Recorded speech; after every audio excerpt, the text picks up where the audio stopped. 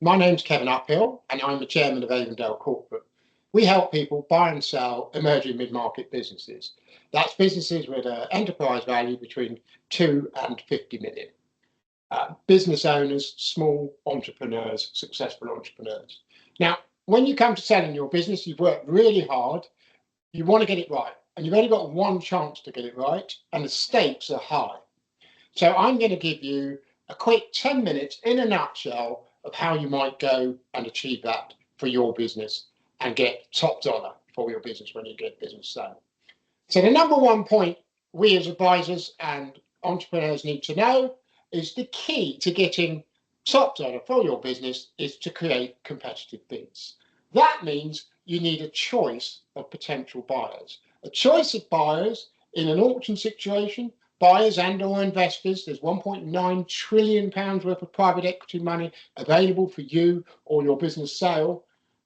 We need that choice because then we get multiple offers, and multiple offers means multiple values, deal price and deal structure, and you've got a far better chance with a choice of buyers to get top dollar for your business.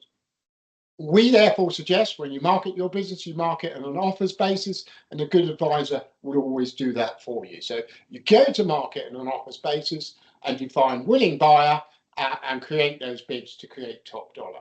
The key to achieving this is research.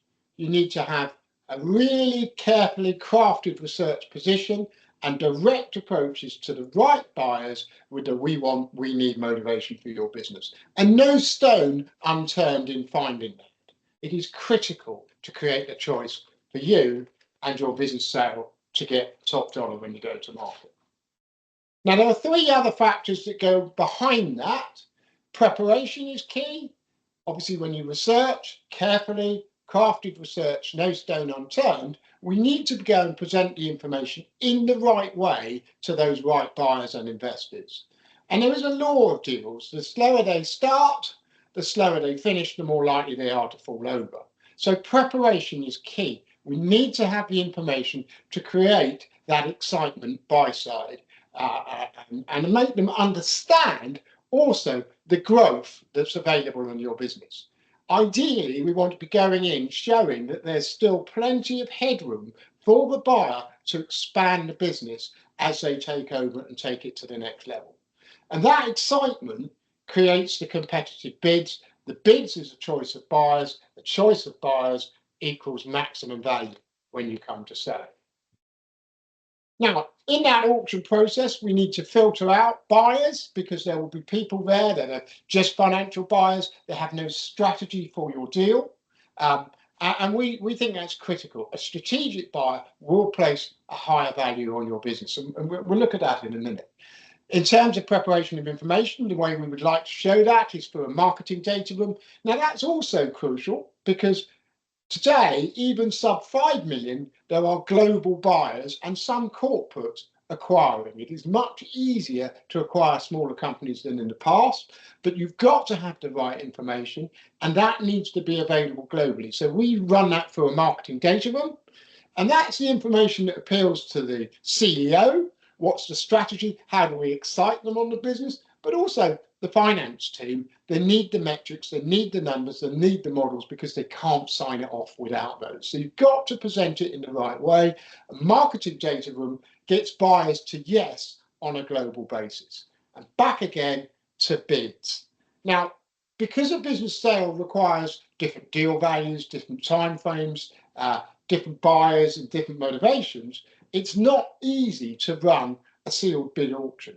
But effectively, you're getting close to that. But the key is to try and run as many buyers in parallel within that funnel so that you can understand the different equations. But you can't do a true sealed bids auction because most deals in the emerging mid-market have some form of deal structure. This tells us price earnings multiples when you're selling a business. And typically, in the emerging mid-market, they run from 2 to 14, with the average being, say, 6 or 7. And the key is you want to be in the high range with bids when you're selling your business. Here we have profits in thousands and millions. You can see as the profit goes up, 250,000 to say 10 million, the multiple goes up in deal value as well. So you'll get a higher value the higher the profits, but you'll also get a higher value the more bids you've got and the more choice of sellers that you secure. Choice is critical when running a competitive process. And the sale process should be run by a competent advisor so you can concentrate on growing your business. We discussed that growth, being able to present the upside, show the strength of the business model is critical in creating that we need motivation in buyers.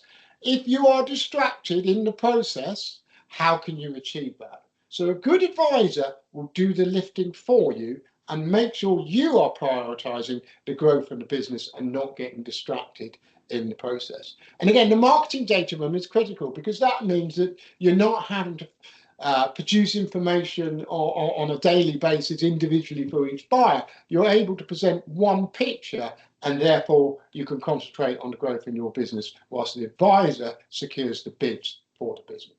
As said before, we need to go global. There are also exchange rate benefits for that. The last 3 deals we did, one French, one Canadian and one Norwegian. That's not to say that the UK are not buying, but it is critical to look at a more global basis when we're looking to create that choice of buyers. And the other thing when you're looking to create a choice of buyers, said research is important, we model that. And we're looking for 4 things when we're looking for buyers. 1, economies of scale. Are there cost savings? 2, synergy. Can they cross-sell product to product between 2 businesses? 3, shareholder value. Does the sum of the parts bolting your business onto them increase their value when they come to sell the business? And the 4th, the one I always like most, is positive disruption. Now that may be the sum of the parts that changes the market. It may be new products that are added to an existing buyer, slightly off piece, something they're not doing, again, changes the market. My favourite deal on positive disruption, the one that didn't happen, was when Netflix offered themselves to Blockbuster's Video for 50 million. Blockbuster's Videos turned it down.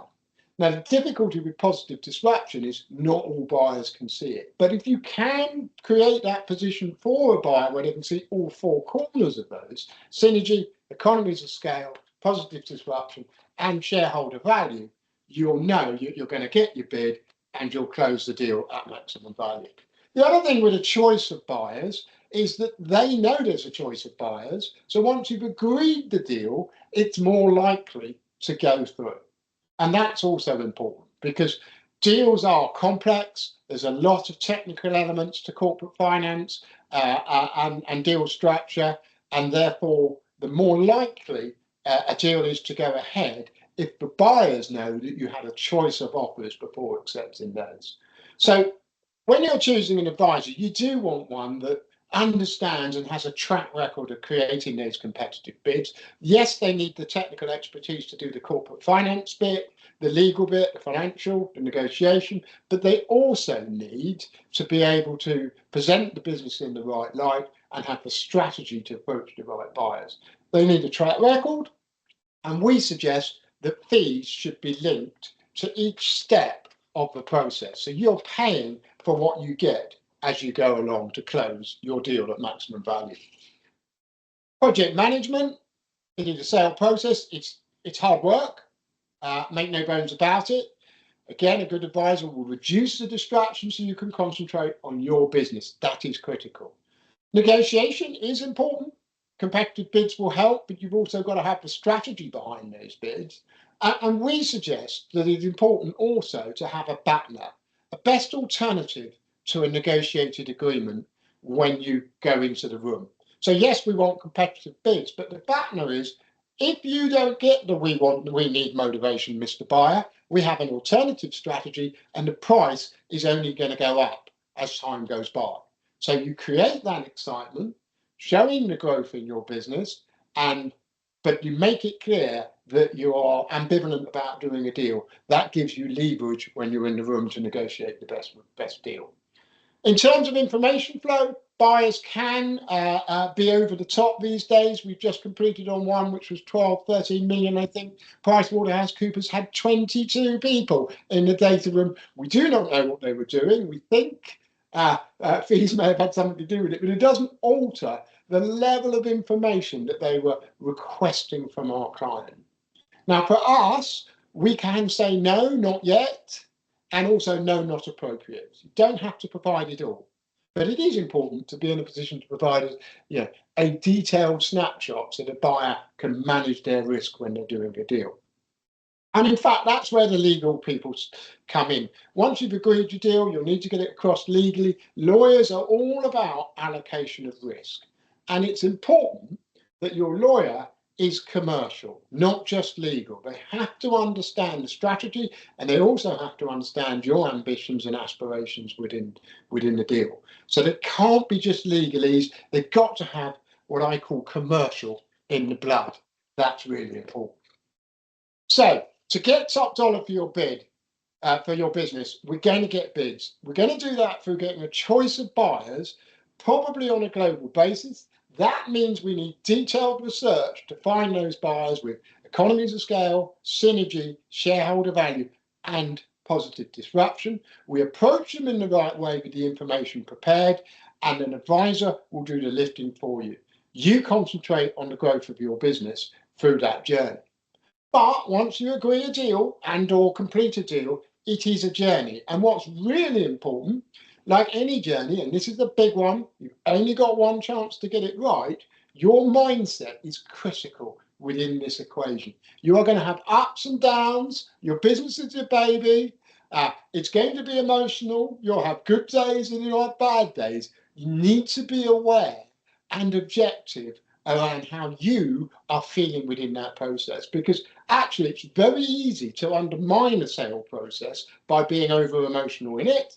And you need to know when you're having the good days and the bad days, because it is a complex process with really high stake rewards. But it's critical that you manage your mindset within that equation. Now that's difficult because you're trying to run a business at the same time as you're trying to go for top dollar on your business sale to complete possibly your life's work with only one chance to get it right.